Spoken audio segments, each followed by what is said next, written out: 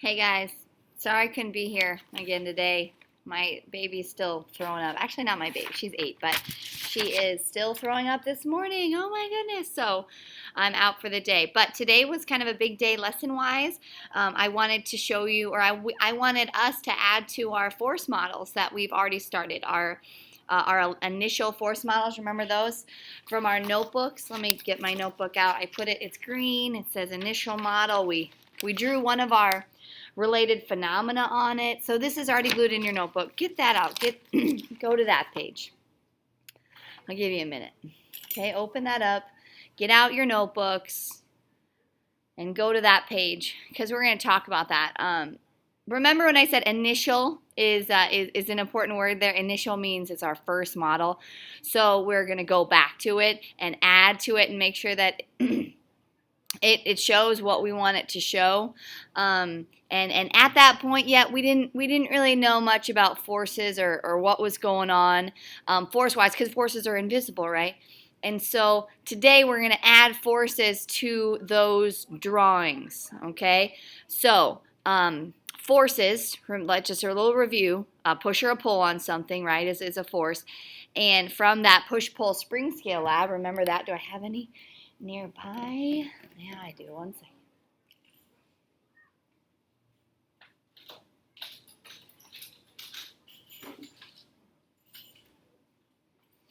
Okay, remember that like bright red lab that we did, this one right here, where you had to like push these together, and you read the newtons because force is measured in newtons, right? And you use the spring scales to tell you that, and you're like, well, I'm gonna hold this one still, I'm gonna shove this one into it, and then I'm gonna read them. Like, which one's gonna have a higher reading, right? I'm gonna hold this one still, shove it in it, and I'm gonna guess that this one is gonna really push this one in. So this one's gonna have a high reading over here, right? Like, oh, I push it in. We learned that that's not the case. Like in the form of a wrecking ball into a brick wall, right? That wrecking ball is not putting a bigger force on that wall. The forces in the collision are equal. They're always going to be the same. No matter if one object is still and one object is shoving into it. We read our spring scales and, oh, this one says 2 newtons. And then look over here, this one also says 2 newtons. So this spring scale is putting force on this spring scale at a force of 2 newtons. But this spring scale, the still one, is putting 2 newtons of force on this guy even though it's not even moving, right? Which is a weird concept to understand because that wall over there, or the wall behind me, doesn't move, but it still can apply a force on something, right? Like me leaning up against it right now. It's putting a force on me, and if it wasn't, I'd be falling through there. I'd be falling back, right? Because it's holding me up. It's putting a force on me to hold me up. And that's a weird concept for us to grasp. I get it, because walls don't move. So how can they apply forces?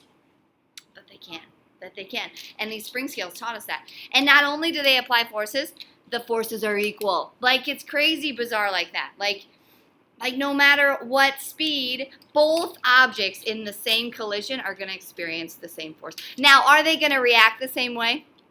No, they're going to move. They're going to move differently because of what they're made out of, how fast they're going, all that good stuff. But if both objects are involved in the same collision, both of them are getting the same exact force put on each other in opposite directions. Same and opposite directions, okay? Because we saw it on our spring scales. You read this one said 4, this one said 4, this one said 2, this one. No matter what we did, the forces were the same. Remember that? Okay, so I want you to add that with that understanding of a review of forces and collisions, right? I'm going to pause this video. You're going to pause this video, and you're going to add forces to your model. How would that look? What do? You get to decide. Any answer is the right answer here. There's no wrong answer. So your job is to add force to your model, like between your two objects, right? Where are the forces going? Where are they coming from? How many newtons are they? Okay, pause the video real quick and do that. You paused it, right? Nah, just kidding. Okay, but good. I'm glad you paused it and you did that. So now let's talk about what what it could look like. I don't get to walk around and see what you guys drew to like point out the like, oh, like that was a good idea, because I'm not here today. But I just want to show you what I was thinking, like what I would do. Okay, on this board behind me. And you guys modeled. Ooh, that was a big flash of lightning. You guys modeled everything between a cell phone falling on the ground to. Oh, this school is shaking. This is a big storm this morning. Anyway. Oh. Attention staff and students, outside supervision staff, we are going to do an inside morning. I already let kids in. So they already know. Let students in. I did it. Students, Anyway, you okay. Are to sit in front of your lockers. Students, again, when you come inside, sit in front of your locker. Strong's giving an announcement. Okay. The 805 bell. Inside morning, outside supervision staff, please let students inside, and students are to sit in front of their locker. That was so loud. Like the lighting was bright and the thunder was. Anyway, if you're here, you probably witnessed it. Anyway, where was I? Okay, I was gonna show you what I do. But remember, we all drew different things. So I'm gonna stick with our. Well, should we stick? Yeah, I'm gonna stick with our boxes. Why not? Why not? Well, I could. I'll do one of each. How about? Remember the tennis ball into the brick wall? I'm gonna do that one. Why not? Why not? The tennis ball and the brick wall. Okay, so here I've got my wall and my tennis ball. And my tennis ball was in motion, so I'm gonna add those motion arrows, right? Remember that? All right. I was thinking that it's kind of important to mention like where they're touching. Like the point of impact. What I like to call the point of collision. But we could call it impact point if we want to. But where that is happening is right here, right? So this is where they're touching. All right, now I'm going to label it. Equals point of collision. Okay, all right, now, point of collision's there. Now, what is putting a force on what and how much?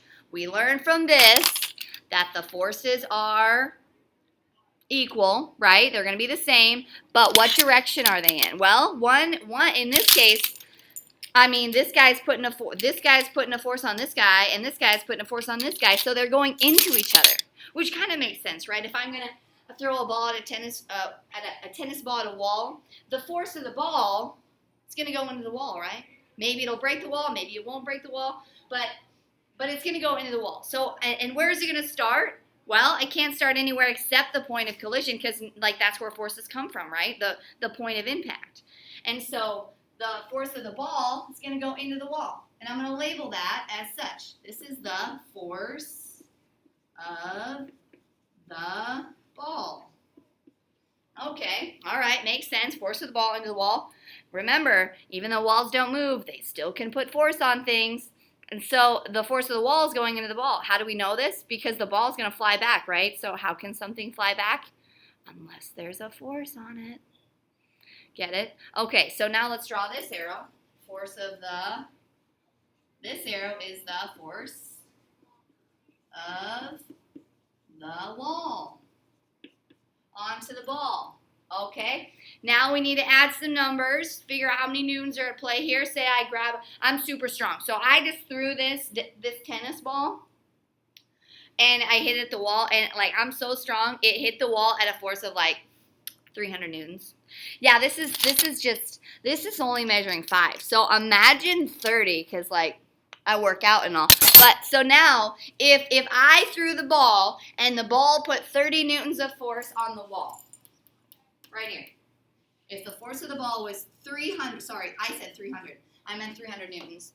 Then the wall is going to put 300 newtons back in the ball. 300 newtons here.